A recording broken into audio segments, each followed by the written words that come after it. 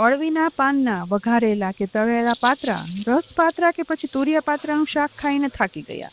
તો ચાલો આજે એકદમ નવી ચટપટી બનાવો એટલી ખવાઈ જાય તેવી નવી પાત્રા ચાટ બનાવીએ. વળી એક નવી શૈલી ટ્રીકથી અળવીના પાનની નસ અલગ કરવાની રીત પણ બતાવીશ, જેથી ઝંઝટ વગર આ પાત્રા ચાટ એકદમ સહેલાઈથી બની જાય અને આ વરસાદી વાતાવરણમાં ખાવાની પણ મજા આવે. તો પાત્રા ચાટ બનાવવા માટે અહીં મેં 10 થી 12 અળવીના પાન નાની મોટી સાઈઝના અને એકદમ લીલા હોય ને તેવા લીધા છે, જેને પાણીથી સાફ કરી અને ચોખ્ખા કરી લીધા.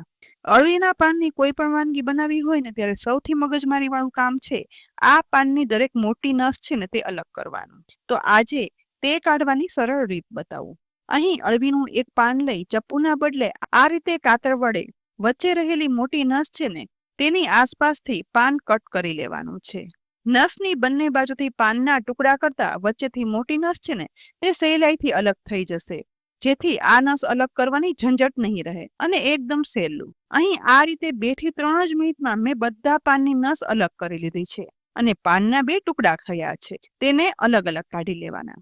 એ પછી દરેક કટ કરેલા પાનને એક સરખા શેપમાં હોય ને તે રીતે ગોઠવી અને નાના મોટા પાનની પેર બનાવી અને સેટ તૈયાર કરી લેવાનો છે. હવે પાત્રા ચાટમાં પાન પર લગાડવાનું ચટપટું બેટર બનાવવા માટે પહેલા આપણે ખાંડણીમાં 1 ટીસ્પૂન સૂકા ધાણા અને સાથે 1 ટીસ્પૂન સફેદ તલ ઉમેરી દેવાના.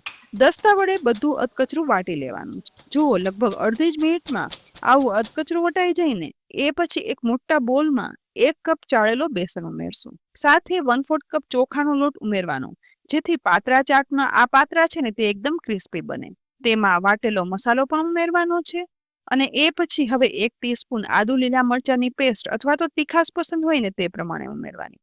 સાથે 1 ટીસ્પૂન લાલ મરચું પાવડર, અડધી ટીસ્પૂન મીઠું, અડધી ટીસ્પૂન ગરમ મસાલા પાવડર, 1/4 ટીસ્પૂન હળદર પાવડર અને સાથે 1 લીંબુના ટુકડા કરી અને આ બંને ટુકડાનો રસ છે ને તે નીચોવી લેવાનો છે.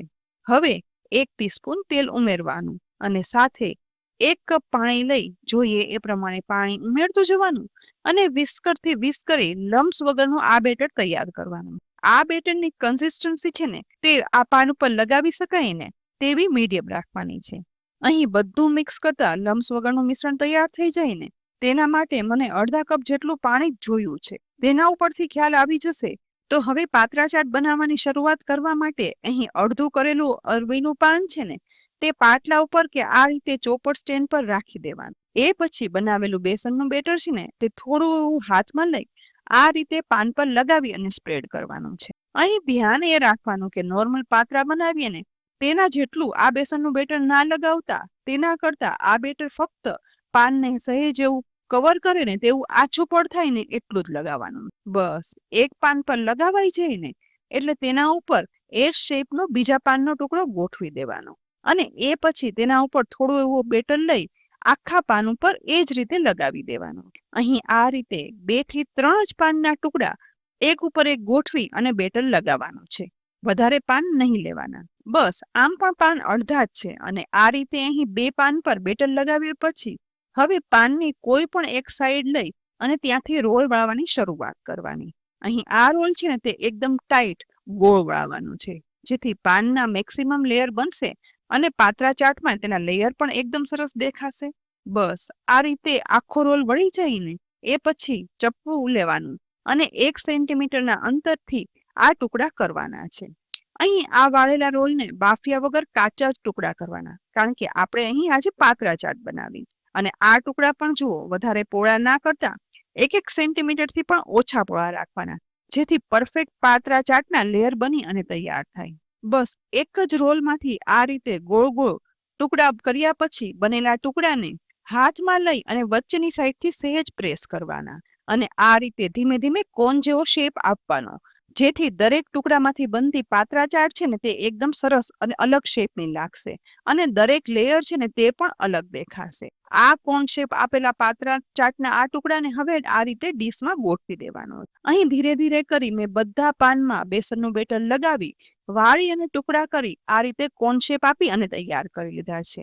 બીજી બાજુ ગેસની મીડિયમ ફ્લેમ પર ઊંડી કડાઈમાં તેલ પણ ગરમ થઈ જાય ને એટલે હવે આ રીતે પાત્રાના ટુકડાના છે ને તે એક જ હાથમાં લઈ અને આ રીતે હાથ વડે જ વધારે સરસ શેપ આપી અને એક પછી એક ગરમ તેલમાં ઉમેરવાના છે, જેથી કોણ શેપ છે ને તે તળવા સમયે પણ જળવાઈ રહે અને બધા પાત્રાના ટુકડા એકદમ સરસ શેપ સાથે બધા લેયર છે ને તે તળાઈને એકદમ સરસ દેખાશે. બસ હવે ગેસની ફ્લેમ મીડિયમ જ રાખી ધીમે ધીમે એક પછી એક સાઈડ ચેન્જ કરી અને આ પાત્રાના ટુકડાને તળવાના. અને આ પાત્રાનું બેટર બનાવવામાં આપણે બેસન સાથે ચોખાનો લોટ ઉમેરેલો છે ને, માટે મીડિયમ ગેસ પર તળાયા પછી જોજો આ પાત્રાના ટુકડા છે ને એકદમ ક્રિસ્પી બનશે, જેમાંથી બનતી પાત્રા ચાટ પણ એકદમ ક્રિસ્પી અને ખરેખર ખાવાની મજા આવશે. લગભગ 6 થી 7 મિનિટ સુધી તળાયા પછી અહીં ગોલ્ડન બ્રાઉન કલર સાથે એકદમ ક્રિસ્પી અને કોન શેપમાં તળાયેલા દરેક પાત્રાના ટુકડાના લેયર પણ અલગ દેખાઈ રહ્યા છે.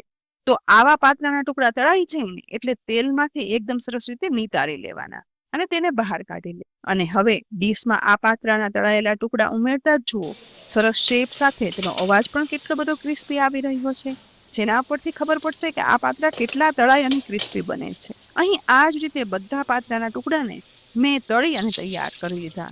પણ આજે તો આપણે આ પાત્રાના ટુકડામાંથી એક અલગ જ પાત્રા ચાટ બનાવવાના છીએ. તો તેના માટે એક નાની સર્વિંગ ડીશમાં તળાયેલા પાત્રા કોનના સમાઈને એટલા ટુકડા ઉમેરી દેવાના. હવે એ પછી અહીં બટેટા બાફી મેશ કરી અને તેમાં શેકેલા જીરાનો પાવડર, મીઠું તથા કોથમીર મિક્સ કરી બનાવેલો માવો છે ને તે થોડો થોડો હાથમાં લેતો જવાનો. આશરે 1 ટીસ્પૂન જેટલો લઈ દરેક પાત્રાના કોનમાં આ રીતે ઉપર તરફ ઉમેરી દેવાનો છે. આપણને તીખાશ પસંદ હોય ને તે પ્રમાણે કોથમીર, ફુદીના, આદુ મરચાની લીલી ચટણી છે ને તે ઉપરથી ઉમેરવાની. અને આ ગ્રીન ચટણી ઉમેરાઈ જાય ને એ પછી ખજૂર આંબલીની ખાટી મીઠી ચટણી છે ને તે 1 ટેબલ સ્પૂન જેવી દરેક પાત્રા ઉપર ઉમેરશું, જેથી આ પાત્રાનો ચાટનો ટેસ્ટ એકદમ સરસ અને મસ્ત આવે છે. હવે ઉપરથી પસંદગી પ્રમાણે ડુંગળીના ટુકડા પણ ઉમેરવાના અને ડુંગળી ના ખાવી હોય તો સ્કીપ કરી દેવાના. છેલ્લે ઝીણી બેસનની સેવ લઈ તે પણ સ્પ્રિંકલ કરી દેવાની, જેથી પરફેક્ટ પાત્રા ચાટ દેખાશે અને એકદમ ક્રિસ્પી ખાવાની પણ મજા આવશે. છેલ્લે સમારેલી કોથમીર ઉમેરવાની અને એ પછી ઉપરથી સ્પ્રિંકલ કરવાનું ચાટ મસાલા પાવડર. એકદમ નવી, એકદમ ચટપટી અને રેગ્યુલર ચાટ કરતા એકદમ અલગ, સાથે જ ગુજરાતી પાત્રાનો સ્વાદ અને બનતી આ પાત્રા ચાટ તમે હાથમાં લઈને એક બાઈટ ખાશો ને એટલે પછી ક્યારેય ના ભૂલાય ને તેવો પાત્રા ચાટનો આ સ્વાદ મોંમાં હંમેશા યાદ રહી જશે. તો ફ્રેન્ડ્સ, આજે એકદમ નવી, ઉપયોગી અને બધાને ખાવાની મજા આવે ને તેવી પાત્રા ચાટની રેસીપી મેં તમને બતાવી. આ રેસીપી ખરેખર ખૂબ જ ઉપયોગી જ છે. તો રેસીપી જોઈ અને ચોક્કસથી બનાવજો અને નવો સ્વાદ ઘરમાં બધાને ચખાડજો. સાથે જ અમારી યુટ્યુબ ચેનલને સબસ્ક્રાઇબ કરવાનું તો બિલકુલ ના ભૂલતા અને અમારા ફેસબુક પેજને પણ લાઇક કરી અને ફોલો કરી લેજો, જેથી આવનારી અનેક રેસીપીના અપડેટ્સ તમને તુરંત જ મળે. આવતીકાલે ફરી મળશું એક નવી રેસીપી સાથે. ત્યાં સુધી આવજો.